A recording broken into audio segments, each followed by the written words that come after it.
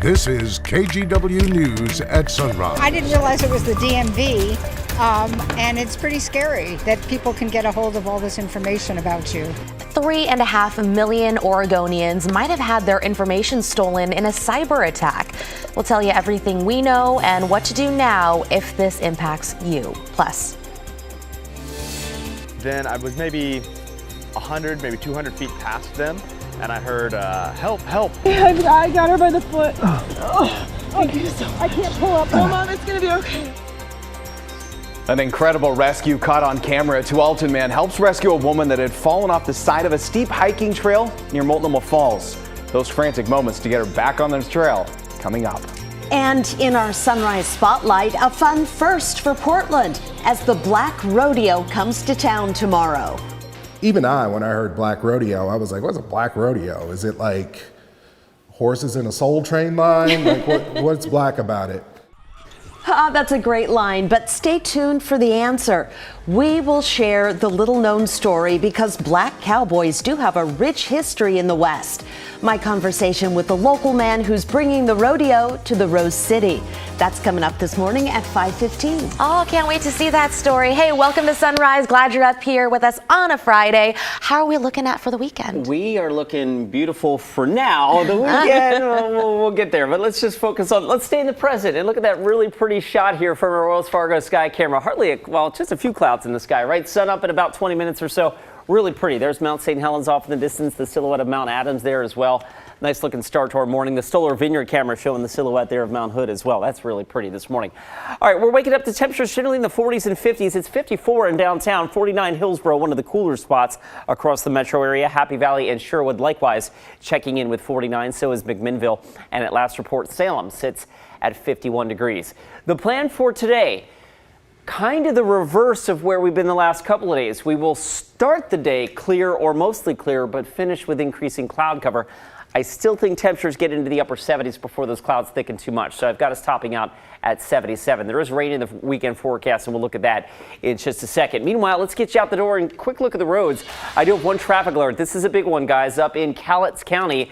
Getting word of a fatal crash on I-5 northbound that happened before 3 o'clock this morning. The Washington State Patrol on the scene, and they have northbound I-5 closed in the Castle Rock area for crash investigation. It's a fairly simple, straightforward detour, but for anyone heading on northbound I-5 up towards Castle Rock, you will have to exit the freeway and hop back on at exit 48. We'll keep you posted. Yeah, thanks for keeping tabs on that for us, Chris. Our top story this morning impacts 3.5 million Oregonians. If you have an Oregon driver's license or ID card, your information may have been stolen in a global data breach. The Oregon Department of Transportation says the hack happened sometime at the end of May. ODOT officials say they've known about it since Monday, and they don't want those responsible for the cyber attack to know exactly what information was compromised. So they're keeping it from the public for now. Officials say they waited until yesterday to publicly acknowledge what happened because they didn't realize how serious the hack was at first. Then they focused on getting employees up to speed to help answer questions from the public. We have been very carefully and thoughtfully considering how to best address what we believed would be a number of inbound requests.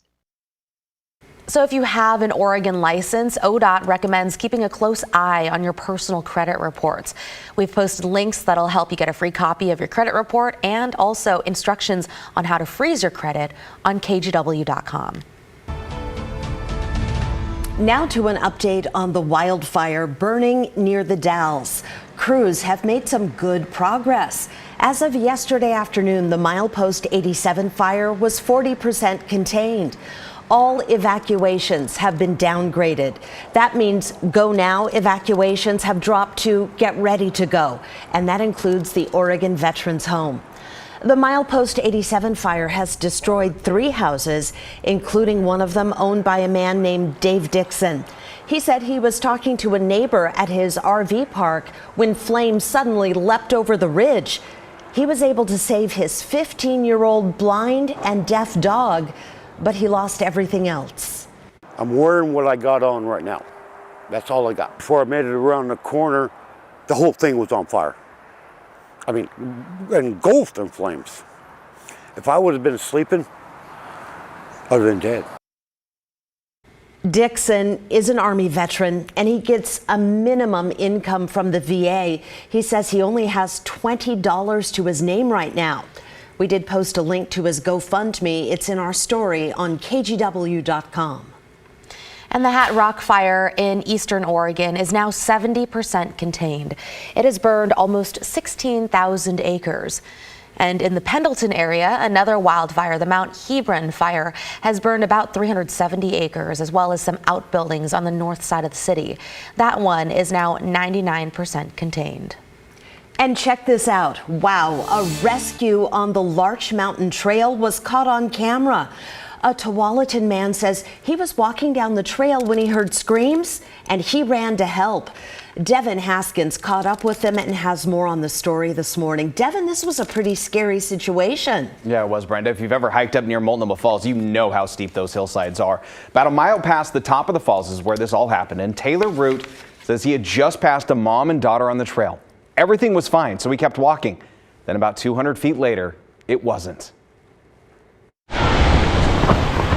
A desperate cry for help. That's when I started running, so I was like, oh, something just happened. A woman had just fallen backwards over the steep edge of the Larch Mountain Trail. Her daughter was holding on. Help, thank you, sorry. It was as if you were sitting on a trail and then you fell back over the edge, and so her feet were all the way up. Taylor Root was holding one foot, and the woman's daughter was holding the other. No, Mom, it's gonna be okay. We're gonna get you. We're gonna figure out how We're gonna get you. Just we'll find the backpack later. Just leave it. The two try and figure out a plan in the stress of the moment. When we had her legs, it was, all right, how do I get a hold of her arms to be able to pull her up and try to get her, like, you know, back going up the trail? Can you maybe grab her other foot and I can grab her hand? Then they hear this. Mom, it's gonna be okay. No. Wait, Mom, You're not going anywhere. We got you, okay? Here, grab my hand with this hand. Mom, grab his hand. You got it, okay?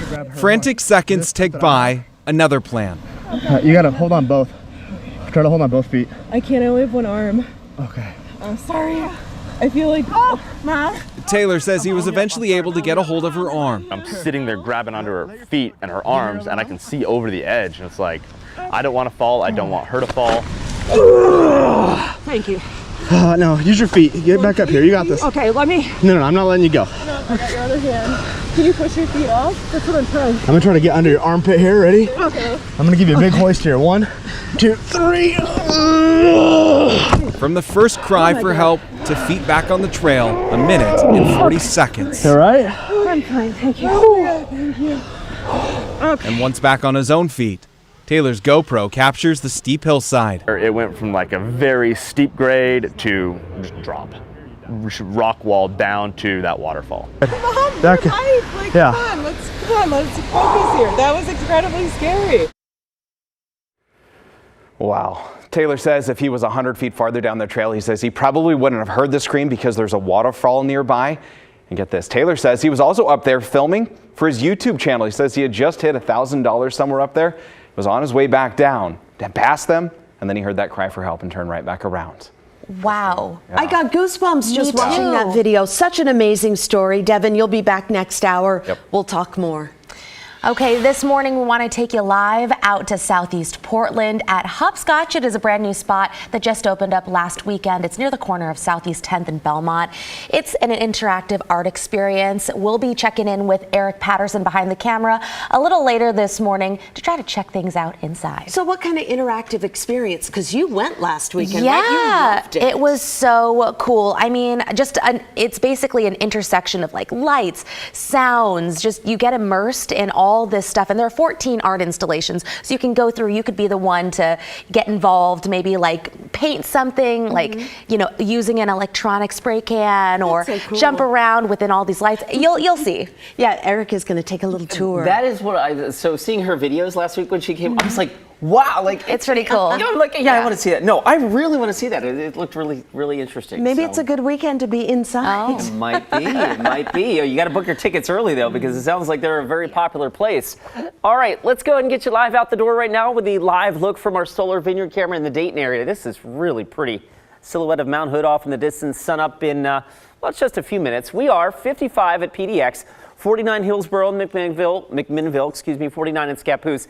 And the big perspective here across the state, a couple of cool pockets out there, namely in the Oregon Cascades. Sun River checking in with 37. We're in the mid to upper 40s right now along the Oregon coast. Newport checking in with 45. Astoria at 49. All right, the plan for today, here's Futurecast. We start the day with a clear sky. We will finish the day with increasing clouds. I'll roll the clock on our computer model and you can see the clouds thickening up.